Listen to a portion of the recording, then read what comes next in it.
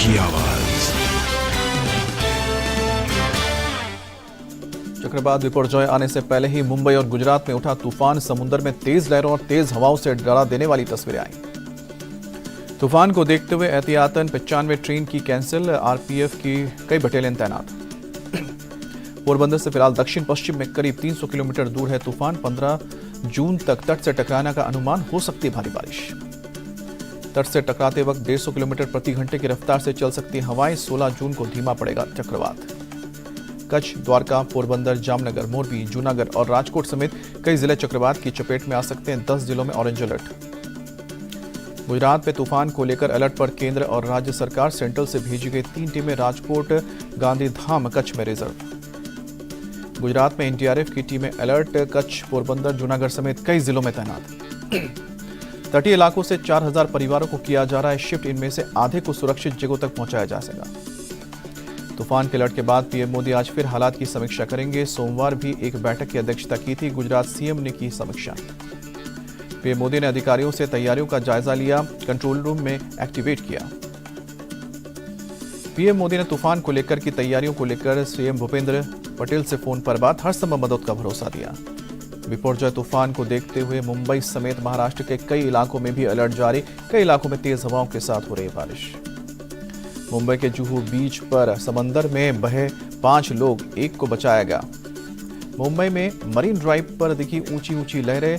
चक्रवाती तूफान विपर्जय के चलते तटीय इलाकों में अलर्ट। गुजरात में द्वारका के गोमती घाट पर दिखी ऊंची लहरें। आईएमडी के मुताबिक 15 जून को सौराष्ट्र और कच्छ से टकराएगा तूफान। केरल के तिरुवनंतपुरम में तेज बारिश, गर्मी से लोगों को मिली राहत, आवाजाही में हुई थोड़ी परेशानी। चक्रवात विपर्जय को लेकर मौसम विभाग की चेतावनी, अगले 3 दिनों तक समंदर के किनारे से दूर रहने को कहा। विपर्जय के लिए तैयार गुजरात सरकार। गृह मंत्री हर्ष संघवी ने कहा कि सभी जगह पर्याप्त राशन, बिजली, पानी की व्यवस्था। उत्तराखंड में लव जिहाद के मामले को लेकर बवाल। 15 जून को होगी उत्तरकाशी में महापंचायत। उत्तरकाशी में पोस्टर चिपकाकर दुकानों को खाली करने की दी गई है धमकी के बाद कुछ मुस्लिम परिवारों के पलायन करने का दावा। उत्तरकाशी के मामले को लेकर मुस्लिम समाज ने भी 18 जून को देहरादून में बुलाई महापंचायत। उत्तरकाशी में 15 जून को होने जा रही महापंचायत पर बोले असदुद्दीन ओवैसी, महापंचायत रद्द कर बीजेपी सरकार लोगों को सुरक्षा दे।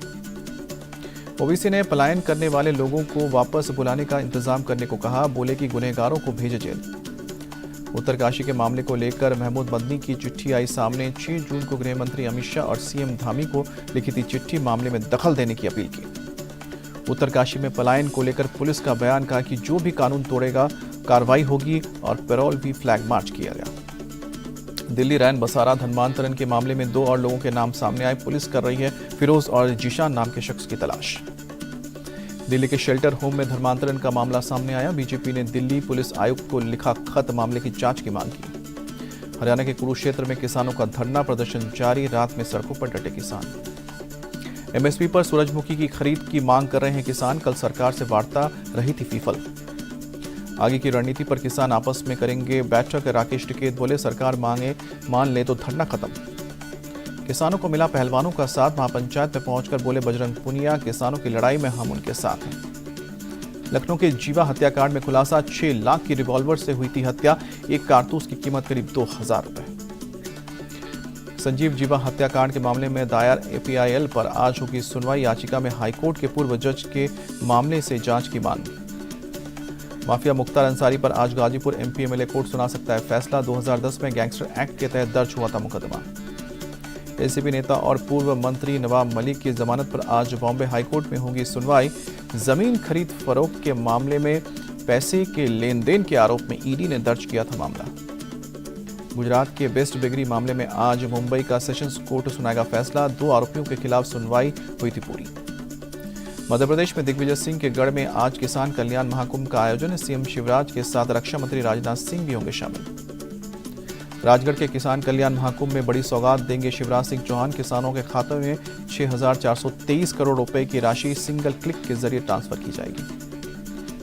किसान महाकुंभ में 11,378 करोड़ रुपए से अधिक के विकास कार्यों का भूमि पूजन और लोकार्पण होगा। 1869 लाभार्थियों को सीएम आवासीय भूमि अधिकार पत्र दिए जाएंगे।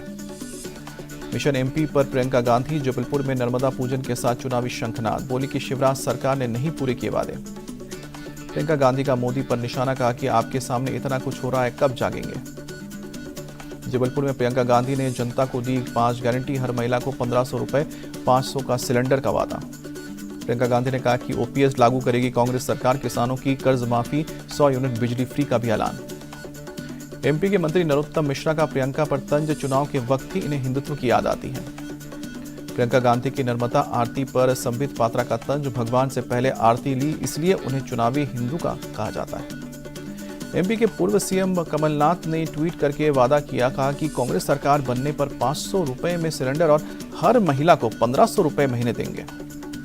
हिमाचल के कांगड़ा में बीजेपी कार्यालय का उद्घाटन, जेपी नड्डा समेत अनुराग ठाकुर और जयराम ठाकुर रहे मौजूद। बीजेपी अध्यक्ष जेपी नड्डा बोले, विचारों पर चलने वाली बीजेपी देश की अकेली पार्टी है, बाकी सभी दल वैचारिक रूप से शून्य।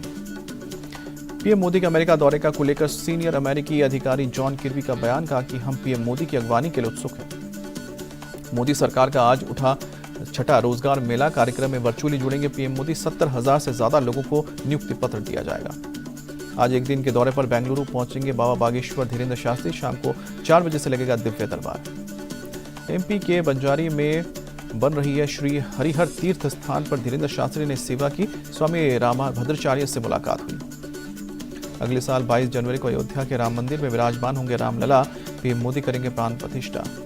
राम मंदिर के उद्घाटन का शुभ मुहूर्त आने से खुश हैं सीएम योगी, बोले कि सैकड़ों सालों का इंतजार खत्म। रामलला के मुख्य पुजारी सत्येंद्र दास का बयान, राम मंदिर का निर्माण कार्य 99% पूरा, सजावट और नक्काशी का काम हो रहा है। पश्चिम बंगाल के बांकुड़ा में पंचायत चुनाव के नामांकन के दौरान हिंसक झड़प, बीजेपी और टीएमसी कार्यकर्ता आपस में भिड़े। बीजेपी सांसद लॉकेट चैटर्जी का हंगामा, पांडुआ में पुलिस के साथ वीडियो कार्यालय में प्रवेश करने पर रोकने के बाद बवाल। बीजेपी ने बंगाल चुनाव आयोग के सामने धरना दिया, कहा कि जब से पंचायत चुनाव का ऐलान हुआ है तब से हिंसा भड़की है।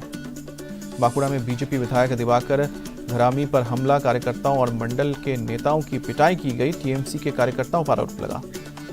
बीजेपी नेता शुभेंदु अधिकारी का टीएमसी पर निशाना, कहा कि बंगाल की हालत जंगल राज से भी खराब। टीएमसी नेता शांतिका बनर्जी की गाड़ी पर अटैक हुआ, एसडीपीओ का हंगामा करने वालों के खिलाफ करेंगे कार्रवाई।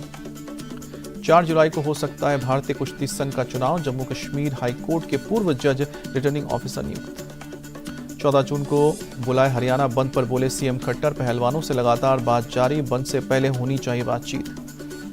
दिल्ली में सेंट्रल आर्म्ड पुलिस फोर्स और एनएसजी में तैनात आईपीएस अधिकारियों का चिंतन शिविर, गृह मंत्री शाह ने की अध्यक्षता। केंद्रीय मंत्री अर्जुन मेघवाल का बयान है, 9 सालों में हर क्षेत्र में हुआ विकास, लोगों को भी फायदा। लंदन में भारतीय उच्चायोग पर हमला करने का एनआईए ने मांगा ब्यौरा, सीसीटीवी के आधार पर खालिस्तानी समर्थकों की भी जानकारी मांगी गई। मणिपुर में हिंसा से प्रभावित लोगों के लिए बनाए जाएंगे 4000 अस्थायी घर, मणिपुर सीएमओ ने दी जानकारी। ऑनलाइन गेमिंग को लेकर बोले केंद्रीय मंत्री राजीव चंद्रशेखर, यूजर्स को नुकसान पहुंचाने वाले 3 तरह के गेम पर लगेगा बैन। जलगांव दंगे के आरोपियों की तस्वीर सामने आई, गिरफ्तार आरोपियों में से 30 में से 21 मुस्लिम।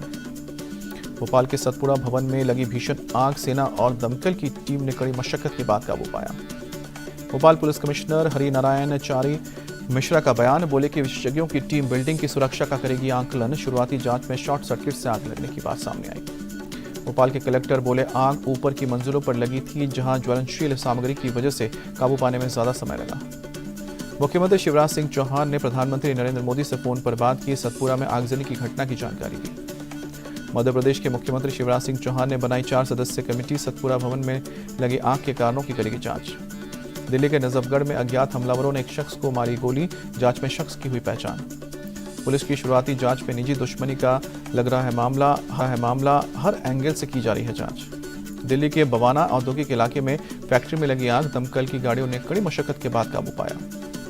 कानपुर में सड़क किनारे बैठकर खेत की रखवाली कर रहे 3 लोगों को बेकाबू गाड़ी ने कुचला, हादसे में सभी की मौके पर मौत। पुलिस ने ड्राइवर को हिरासत में लिया, आगे की कार्रवाई जारी। जम्मू कश्मीर के सांबा में पुलिस का बड़ा एक्शन, 3 हेरोइन तस्करों को गिरफ्तार किया। पुलिस ने 2 किलो हेरोइन और 93,200 रुपए नकद भी बरामद किए, एक पिस्टल और मैगजीन भी मिली। गाजियाबाद में दिलशाद नाम के युवक की संदिग्ध हालत में मौत पर मचा बवाल, परिजनों का आरोप, पुलिस की पिटाई से मौत हुई, पूरे मामले की जांच जारी। एसपी ने बताया कि दिलशाद के खिलाफ मिला था शिकायती पत्र, पूछताछ के लिए जिस गाड़ी से ले जाए जा रहे थे उसका कैंटर से एक्सीडेंट हुआ। अस्पताल में डॉक्टर्स ने मृत घोषित किया। हरिद्वार के रुड़की में युवक की संदिग्ध हालत में मौत के बाद जमकर हंगामा हुआ। हिंसक भीड़ ने पुलिस पर पथराव किया। पथराव में कई पुलिस वाले घायल हुए। भीड़ पर काबू पाने के लिए आंसू गैस के गोले दागे गए। मौके पर हुआ लाठीचार्ज। मिर्जापुर में युवक को पीएम मोदी और सीएम योगी की तरह करना महंगा पड़ा। बोलेरो चालक ने कुचलकर मार डाला। हत्या का आरोपी अमजद के खिलाफ मुकदमा दर्ज। पुलिस के गिरफ्तार करने के बाद अब पूछताछ हो रही है। मुजफ्फरनगर में शराब खरीदकर घर जा रहे मुस्लिम महिला को युवकों ने रोककर दी सिर कलम करने की धमकी। बोले हिंदुओं में हमारी बेइज्जती हो रही है। खुदरा मुद्रास्फीति 2 साल के निचले स्तर पर 4.25% आई। सरकार ने जारी किए आंकड़े। अमेरिकी विदेश मंत्री एंथनी ब्लिंकन का बयान। कहा कि अमेरिका भारत सबसे बड़ा बिजनेस पार्टनर। रिकॉर्ड $191 बिलियन का ट्रेड। अमेरिकी कंपनियों ने भारत में $54 अरब का किया निवेश। भारतीय कंपनियों ने यूएस में $40 बिलियन लगाए। भारतीय राजदूत तरनजीत संधू बोले यूएस कांग्रेस को दूसरी बार संबोधित करेंगे पीएम मोदी। ऐसा करने वाले पहले भारतीय पीएम। यूएसआईबीसी के चेयरमैन अतुल केशव का बयान। कहा कि पीएम मोदी की यात्रा से दोनों देशों के संबंध मजबूत होंगे। पुडुचेरी में एनएससी का कार्यक्रम। समापन समारोह में शामिल हुई एलजी तमिलसाई सुंदरराजन। बीसीसीआई ने वेस्टइंडीज दौरे के लिए टीम इंडिया का शेड्यूल जारी किया। 12 जुलाई से 13 अगस्त तक भारतीय टीम वेस्टइंडीज दौरे पर रहेगी। वेस्टइंडीज के साथ टीम इंडिया 2 टेस्ट, 3 वनडे, 5 टी20 मैच खेलेगी। 12 जुलाई से टेस्ट सीरीज। वनडे सीरीज की 27 जुलाई से होगी शुरुआत। 3 अगस्त से टी20 सीरीज खेलेगी भारतीय टीम। वेस्टइंडीज के खिलाफ सीरीज में यशस्वी और टी20 में रिंकू जितेश को मिल सकता है मौका। पुजारा, उमेश होंगे बाहर।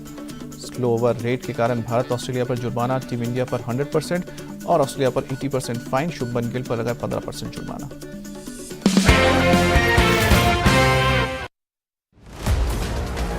निरंतर बढ़ती जिंदगी की रफ्तार, जहां वक्त कम और एक्शन ज्यादा, और इसी रफ्तार के साथ आपको रखेगा हर पल update. India TV speed news.